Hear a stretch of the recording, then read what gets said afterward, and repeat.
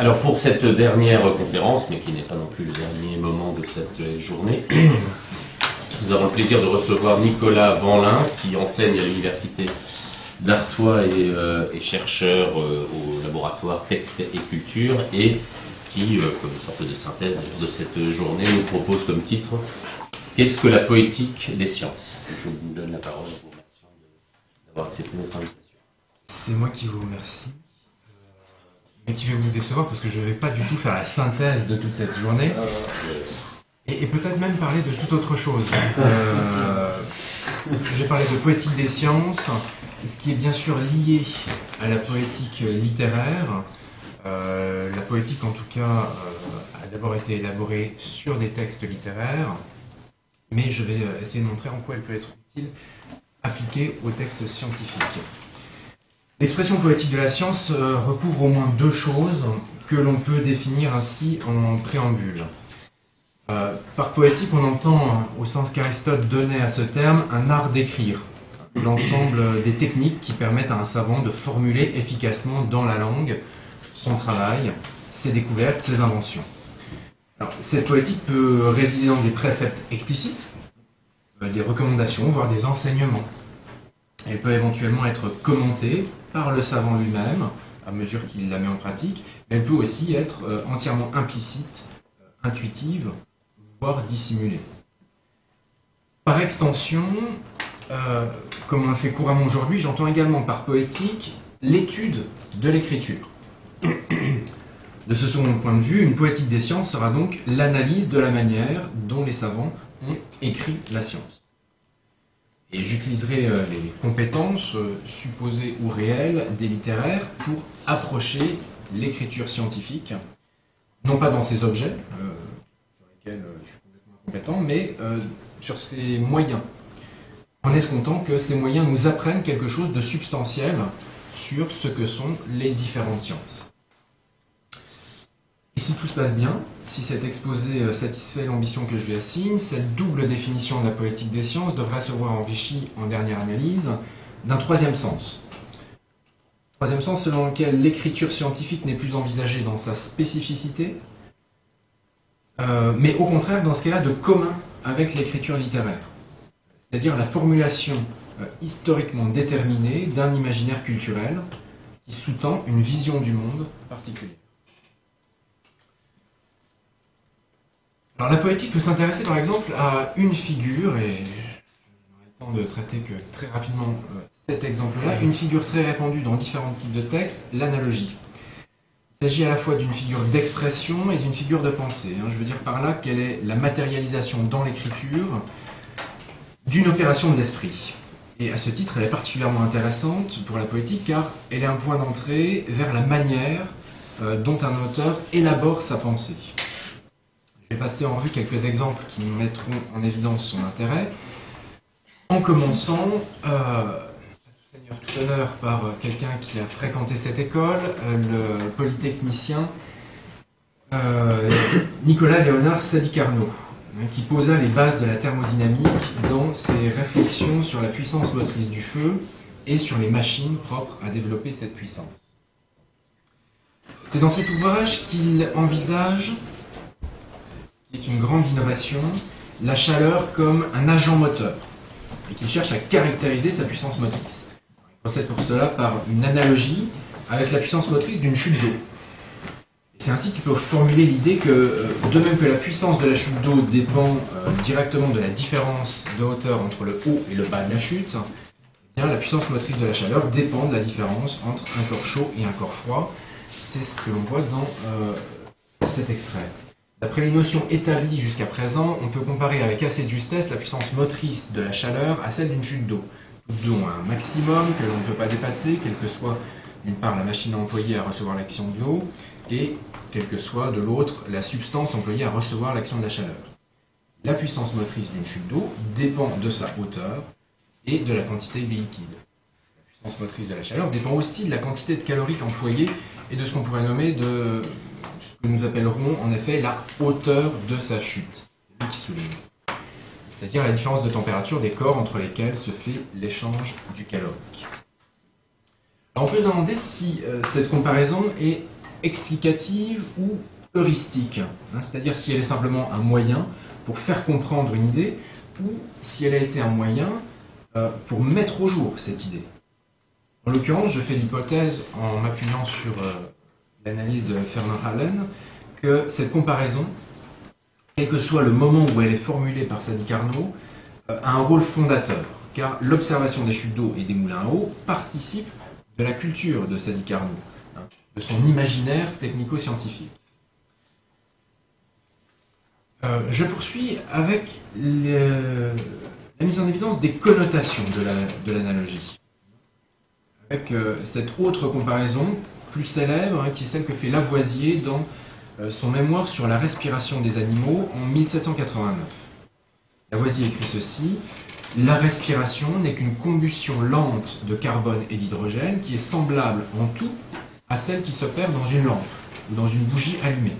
Et sous ce point de vue, les animaux qui respirent sont de véritables combustibles qui brûlent et se consument. » On peut alors se demander si cette comparaison est explicative ou heuristique, comme je m'embrouille et je reviens en arrière. Donc, je vous passe tous les développements que Lavoisier donne à cette analogie, mais il la suit assez longtemps.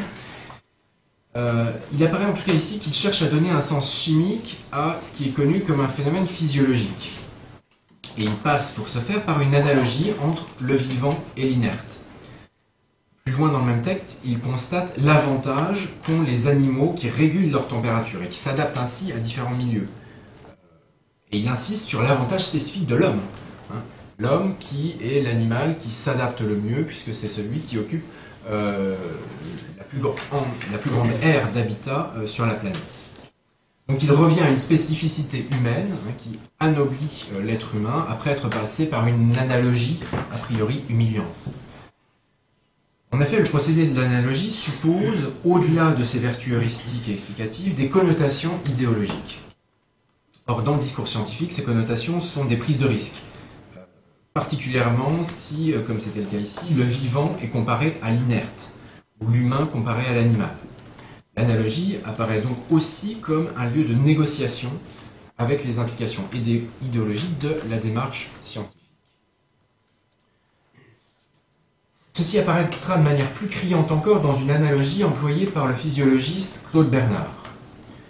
La comparaison entre l'organisme et la société. Comparaison qui a été étudiée en profondeur par Judith Schlanger. Je ne mentionnerai ici que quelques points. Claude Bernard commence par dire que l'organisme est formé d'un agrégat de cellules qui ont à la fois une vie autonome, chaque cellule est autonome, et qui sont subordonnées, chacune, à la vie de l'organisme total. Il ajoute ensuite ceci. Une comparaison fera mieux comprendre notre pensée. Représentons-nous l'être vivant complexe, l'animal ou la plante, comme une cité, ayant son cachet spécial qui la distingue de tout autre. De même que la morphologie d'un animal le distingue de tout autre. Les habitants de cette cité y représentent les éléments anatomiques dans l'organisme. Tous ces habitants vivent d'eux-mêmes, se nourrissent, respirent de la même façon et possèdent les mêmes facultés générales, celles de l'homme. Mais chacun a son métier, ou son industrie, ou ses aptitudes, ou ses talents, par lesquels il participe à la vie sociale et par lesquels il en dépend. Le maçon, le boulanger, le boucher, l'industriel, le manufacturier fournissent des produits différents et d'autant plus variés, plus nombreux et plus nuancés que la société dont il s'agit est arrivée à un plus haut degré de développement. Tel est l'animal complexe. L'organisme, comme la société, est construit de telle façon que les conditions de la vie élémentaire ou individuelle y soient respectées, ces conditions étant les mêmes pour tous.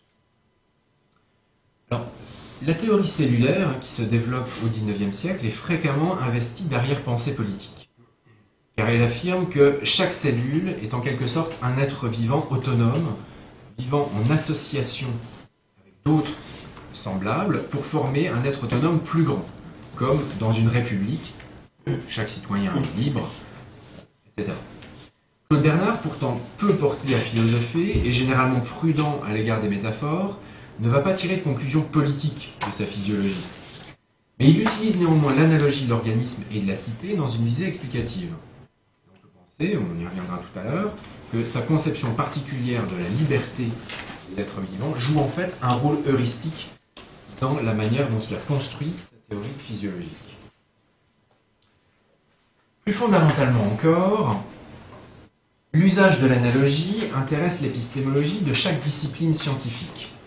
Et ça se constate dans les discussions entre savants qui se font nécessairement sur les textes publiés. Ainsi, Charles Darwin ressent la nécessité de s'expliquer dans la seconde édition de son livre sur l'origine des espèces, sur certaines manières d'écrire et particulièrement sur l'expression sélection ou élection naturelle. J'emploie le terme élection parce que c'est celui qu'on a dans la première traduction française, la traduction de Clémence Royer. Plusieurs écrivains ont critiqué ce terme d'élection naturelle. C'est probablement qu'ils l'ont mal compris. Dans le sens littéral du mot, il n'est pas douteux que le terme d'élection naturelle ne soit un contresens. Mais qui a jamais protesté contre les chimistes lorsqu'ils parlent des affinités électives des diverses substances élémentaires? Et cependant, à parler strictement, on ne peut dire non plus qu'un acide élise la base avec laquelle il se combine de préférence. On a dit que je parlais de l'élection naturelle comme d'une puissance divine. Mais qui trouve mauvais qu'un auteur parle de l'attraction ou de la gravitation comme réglant les mouvements planétaires? Chacun sait ce que signifient ces expressions métaphysiques presque indispensables à la clarté succincte d'une exposition. Il est de même très difficile d'éviter toujours de personnifier le mot de nature. Mais par nature, j'entends seulement l'action combinée et le résultat complexe d'un grand nombre de lois naturelles. Et par les lois, la série nécessaire des faits telle qu'elle nous est connue aujourd'hui. Les objections aussi superficielles sont sans valeur pour tout esprit déjà un peu familiarisé avec le langage de la science.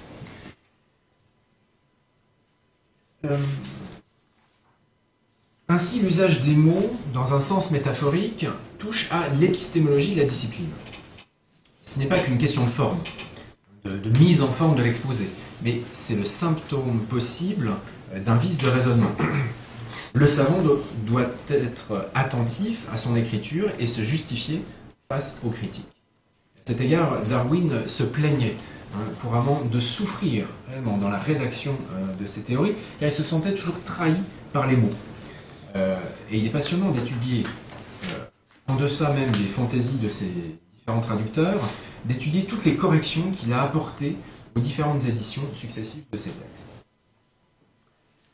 Alors j'ai pour l'instant exposé surtout l'attention que la poétique porte à la production des textes, mais il faut maintenant examiner le versant critique de la poétique.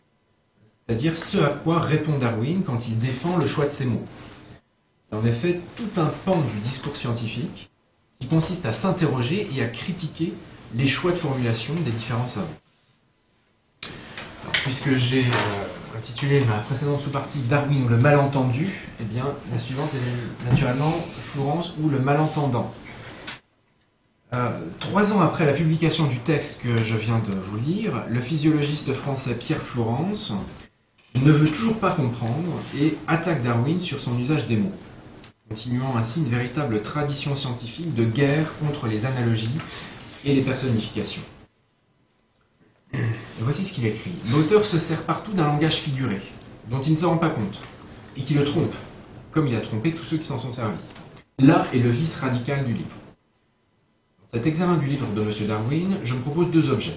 Le premier, de montrer que l'auteur fait illusion à lui-même, et peut-être aux autres, par un abus constant du langage figuré. Et le second, de prouver que, contrairement à son opinion, l'espèce est fixe. Loin d'être venues les unes des autres, comme il le veut, les diverses espèces sont et restent éternellement distinctes. C'est-à-dire tout simplement que, et là il s'adresse entre-temps à Darwin, Monsieur Darwin, tout simplement vous avez personnifié la nature. Et c'est là tout le reproche qu'on vous fait. Ainsi, toujours des métaphores, la nature choisit, la nature scrute, la nature travaille et travaille sans cesse. Et travaille à quoi? À changer, à perfectionner, à transformer les espèces. La transformation des espèces est, dans le système de M. Darwin, le travail perpétuel de la nature. Flourens touche ici un point sensible du livre de Darwin, qui avait en effet fondé sa démonstration de la variation des espèces, en commençant par rappeler que les éleveurs pratiquent eux-mêmes couramment la sélection, afin de transformer et d'améliorer les races animales. Il montrait ensuite que cette sélection se produisant de manière naturelle à bien plus grande échelle, sur une durée extrêmement longue et un nombre d'individus considérable, eh bien, le résultat pouvait être effectivement la transformation des espèces. C'est donc bien le choix rhétorique de Darwin qui est en cause. Alors qu'il y voyait un puissant argument pour sa théorie, on le lui retourne comme une erreur de raisonnement. Alors, il y a une véritable guerre contre les figures, je l'ai dit, dans les textes scientifiques. Cuvier attaquait les figures de Lamarck, de Geoffroy Saint-Hilaire, Florence attaque celle de Darwin. Tous, en général, attaquent la personnification. Mais plus généralement, au fil du XIXe siècle, se développe une méfiance à l'égard de ce qui est perçu de plus en plus comme le style littéraire ou comme la poésie. En effet, ce qui caractérise l'écriture scientifique du XIXe siècle, entre autres choses, c'est qu'elle se définit de plus en plus souvent par opposition à l'écriture littéraire. Alors, lors d'une conférence de vulgarisation restée célèbre, Pasteur démontra que la théorie de la génération spontanée était fausse. Il exposa les erreurs commises par les expérimentateurs qui la soutenaient. Il attaqua donc principalement le biologiste Félix Pouchet, mais il s'en prit aussi à une autre autorité, en la personne de l'historien Jules Michelet. Pourquoi Michelet? Parce que il était devenu un vulgarisateur très connu, très apprécié, et son succès lui donnait une audience aussi dangereuse pour Pasteur que celle plus restreinte du spécialiste Pouchet. Et c'est notamment la fantaisie poétique de sa démarche que Pasteur tâche de discréditer ici après l'avoir cité. Ceci, écoutez plutôt, c'est un des adeptes de la doctrine des générations spontanées qui va parler. Il cite une belle page de Michelet. Assistons à l'œuvre divine, dit un écrivain. Prenons une goutte d'eau dans la mer, nous y verrons recommencer la primitive création. Dieu n'opère pas de telle façon aujourd'hui et d'autre demain. La goutte d'eau, je n'en fais pas de doute, va, dans ses transformations, me raconter l'univers. Attendons et observons. Qui peut prévoir, deviner l'histoire de cette animal, animal-plante, qui le premier doit en sortir, etc. etc. J'abrège Michelet, je m'excuse. Pasteur reprend, ainsi messieurs, la doctrine de la génération spontanée est-elle admise, et l'histoire de la création et de l'origine du monde organique n'est pas plus difficile que cela. On prend une goutte d'eau dans la mer, de cette eau, M. Michelet l'a développé dans de belles pages, qui renferme un peu de matière azotée, de mucus de la mer, de gelée féconde, comme il l'appelle. Et au sein de cette matière inanimée, les premiers êtres de la création prennent naissance, spontanément. Puis peu à peu, ils se transforment et montent de rang en rang, par exemple en 10 000 ans à l'état d'insecte, et au bout de 100 000 ans, sans doute, à l'état de singe et d'homme. Comprenez-vous maintenant le lien qui existe entre la question des générations spontanées et ces grands problèmes que j'ai énumérés en commençant? Mais messieurs, dans un pareil sujet, assez de poésie comme cela, assez de fantaisie et de solutions instinctives.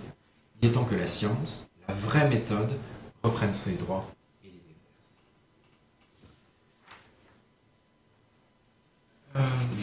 Pasteur s'en prend à ce qu'il appelle poésie et fantaisie car il y voit un pouvoir de persuasion qui est une menace face aux saines argumentations du discours scientifique. Bref, il préfère affronter directement son contradicteur scientifique, Félix Pouchet, plutôt qu'un historien et vulgarisateur réputé pour la beauté de son style.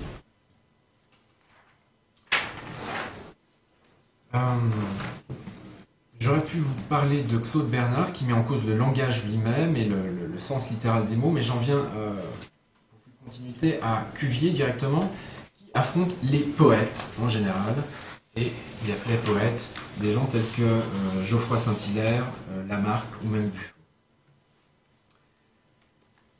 Parce que les expressions littéraires sont dangereuses, surtout quand elles recouvrent finalement une esthétique de la théorie scientifique. Cuvier, dans son Histoire naturelle des poissons, accusait Geoffroy Saint-Hilaire de poésie, et il développe son réquisitoire en prenant pour cible particulière l'imagination, dont font usage certains savants, alors qu'ils devraient se borner à la pratique ascétique de l'observation empirique. C'est ainsi qu'il remet en cause le motif séculaire de l'échelle des êtres. L'échelle des êtres qui est une représentation du vivant en parfaite continuité entre les différentes espèces, dont on déduit qu'elles dérivent toutes d'une origine unique par des transformations successives. Cuvier ne voit là qu'un délire de l'imagination.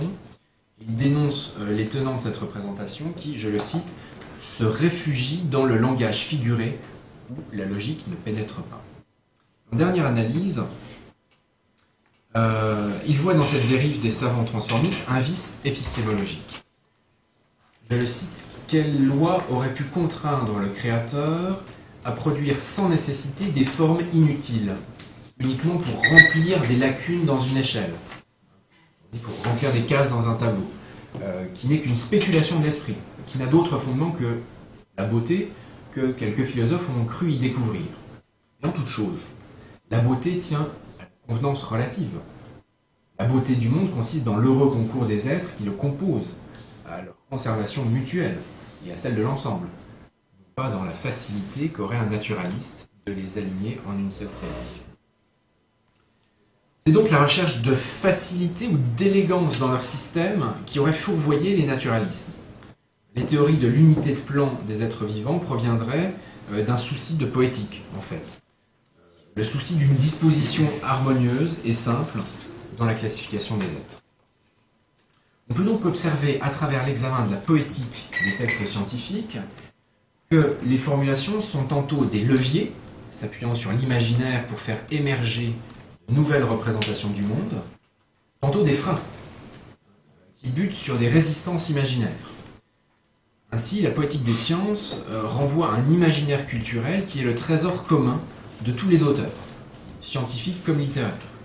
C'est pourquoi les sciences peuvent être considérées, au même titre que les arts, comme des manières de faire des mondes. En manière de faire des mondes, j'emprunte ce titre pour ma troisième partie au philosophe américain Nelson Goodman, qui traitait lui aussi de la communauté langagière des sciences et des arts. Mais je dois préciser que mes arguments sont d'une toute autre nature que les siens. J'arrive en effet à ce sens quelque peu nouveau que je voudrais donner à l'expression de poétique des sciences, à savoir un véritable poiein, au sens de ce mot grec, c'est-à-dire une manière de faire, une manière de créer des mondes. Je m'inspire pour ce qui suit principalement des travaux de Fernand Halem, déjà cité tout à l'heure, notamment la structure poétique du monde et les structures rhétoriques de la science.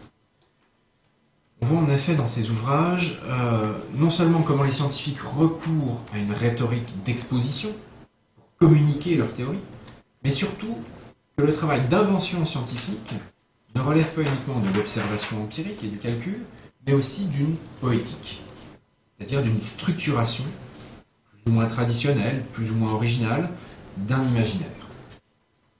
Bref, c'est à ce niveau de l'imaginaire que se joue la création de nouvelles représentations du monde, qui ne sont ni premières ni secondes dans l'innovation scientifique, mais accompagnent la part d'observation, de calcul et de démonstration qui sont plus habituellement reconnus comme le travail propre aux scientifiques. Dans son premier traité publié, le jeune physiologiste Bichat décrit l'étendue des membranes dans le corps humain. Il s'agit du traité des membranes. Et il décrit ceci. Je passe sur la première membrane et j'arrive à la seconde membrane. Muqueuse générale. La seconde membrane muqueuse générale pénètre dans l'homme par l'urètre et de là se déploie d'une part sur la vessie, les urtères, les bassinets, les calices, les mamelons et les conduits capillaires qui s'ouvrent à leur sommet. De l'autre part, elle s'enfonce dans les tubes excréteurs de la prostate, dans les conduits éjaculateurs, les vésicules séminales, les canaux déférents et les branches 1000 fois repliées qui leur donnent naissance. Chez la femme, cette membrane s'introduit par la vulve et, pénétrant d'un côté par l'urètre, se comporte comme dans l'homme sur les organes urinaires. De l'autre côté, on la voit entrer dans le vagin, le tapisser ainsi que la matrice, les trompes et se continuer ensuite par le péritoine, par l'ouverture de ses conduits. C'est le seul exemple dans l'économie animale d'une communication établie entre les surfaces muqueuses et les séreuses.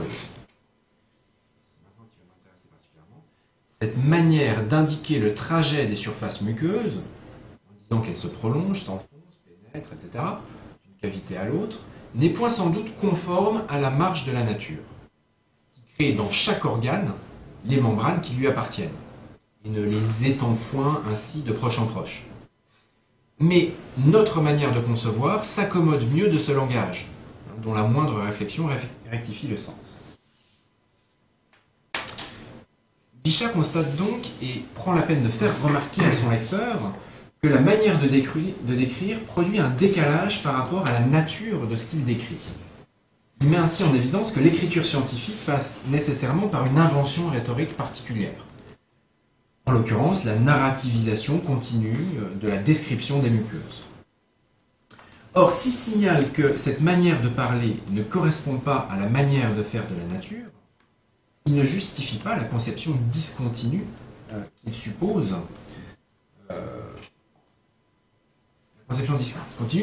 à la création des membranes des différents organes séparément, tandis qu'il affirme que notre manière de concevoir exige ce langage. Ce hiatus entre la chose et sa description signale un problème au niveau de l'imaginaire histologique, celui de l'apparente contradiction entre la spécificité de chaque organe et la continuité des tissus. Et cette manière de décrire de Bichat emporte avec elle d'autres enjeux, non spécifiquement histologiques. Parce que quand cet anatomiste explore le corps, on se demande forcément si c'est le corps vivant, le seul qui compte finalement, ou le corps disséqué. L'anatomiste emploie forcément dans sa description cette figure qui consiste à présenter le corps mort, celui qu'il a exploré, comme s'il était le corps vivant. D'où l'aspect saisissant de cette exploration du corps interne. Je projette une sorte d'équivalent plastique, un écorché qui se présente lui-même, vivant et écorché. Ou autre exemple, donc le premier était à la Renaissance pour illustrer Vézal, et celui-ci est dû à Dagotti au XVIIIe siècle, avec le même paradoxe qui s'enrichit en plus d'une composante érotique. Il me semble que cette pénétration de la dissection dans le corps interne doit nous expliquer quelque chose sur les angoisses qui aujourd'hui sont ressenties par rapport à l'intrusion des nanotechnologies dans le corps humain. Puisque c'est bien un enjeu de la discussion sur les nanotechnologies, de cette invasivité dans le corps. Il y a un malaise par rapport à une technique ou une science, parce que finalement, l'enjeu, c'est une représentation de la vanité. C'est une mise sous les yeux du corps mort alors qu'il est encore vivant. C'est ce qui apparaît également avec la découverte des rayons X par Wilhelm Röntgen, dont je montre ici un des premiers clichés qui représente la main de son épouse, garder son alliance et sa bague de fiançailles. Il y a un côté baudelairien, ça rappelle la charogne aussi, cette façon de montrer le corps ou de dire voici ce que sera votre corps, de montrer le squelette, le corps mort, sous l'apparence vivante. Et finalement, c'est un poète aussi qui a formulé ce choc causé par une nouvelle technique, une nouvelle science. C'est la phrase d'Apollinaire: quoi, on a radiographié ma tête, j'ai vu, moi vivant, mon crâne. Et ça ne serait en rien de la nouveauté? D'autres. Donc, pour revenir à Bichat et aux différentes manières d'explorer le corps, on peut noter qu'elles sont ancrées dans un imaginaire commun, et à ce titre, les innovations bouleversent et scandalisent peu ou prou, car c'est la culture commune qui est mise en question. La culture est mise en question jusque dans la sagesse des nations, puisque Lamarck, lui, s'en prend à ce qu'il y a de plus traditionnel, à savoir un proverbe. Dans sa philosophie zoologique publiée en 1809, il utilise comme argument la notoriété d'un proverbe et l'interprète dans le sens qui lui convient. Depuis longtemps, on a eu à cet égard le sentiment de ce qui est, puisqu'on a établi la sentence suivante qui a passé un proverbe, c'est lui qui souligne, et que tout le monde connaît: les habitudes forment une seconde nature. Et voilà la confirmation dans l'observation commune que ce ne sont pas les organes qui instituent les habitudes et les facultés d'un animal, hein, mais sa manière de vivre qui façonne ses organes. On reconnaît bien là un des fondements épistémologiques du transformisme. Or, Lamarck transforme le proverbe.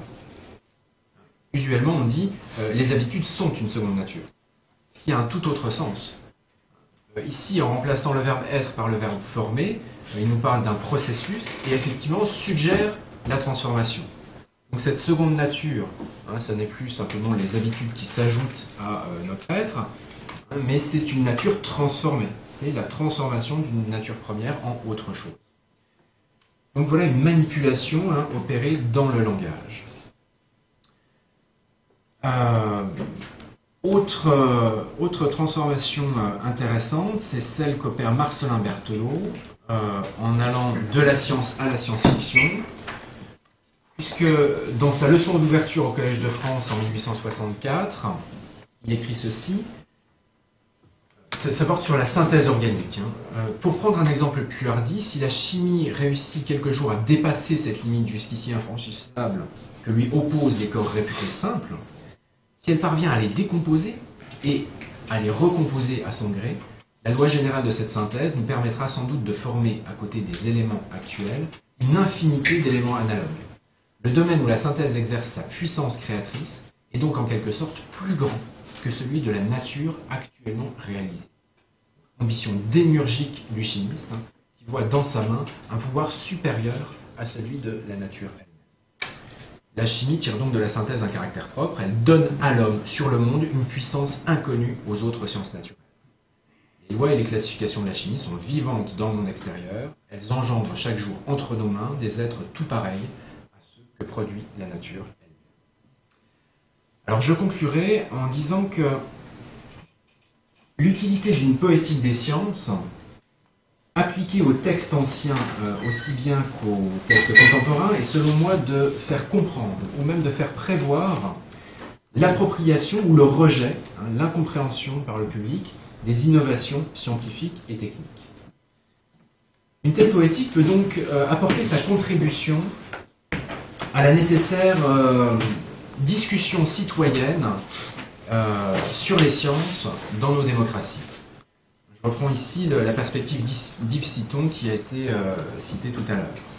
Il s'agit de sortir les sciences de la spécialité en mettant en évidence leur appartenance à la culture, à une culture une culture unifiée. Une culture unifiée qui réclame, pour reprendre les termes de Jean-Marc Lévy-Leblond, qu'on mette la science en culture. Et je terminerai sur cette expression, mettre la science en culture. Je vous remercie de votre attention.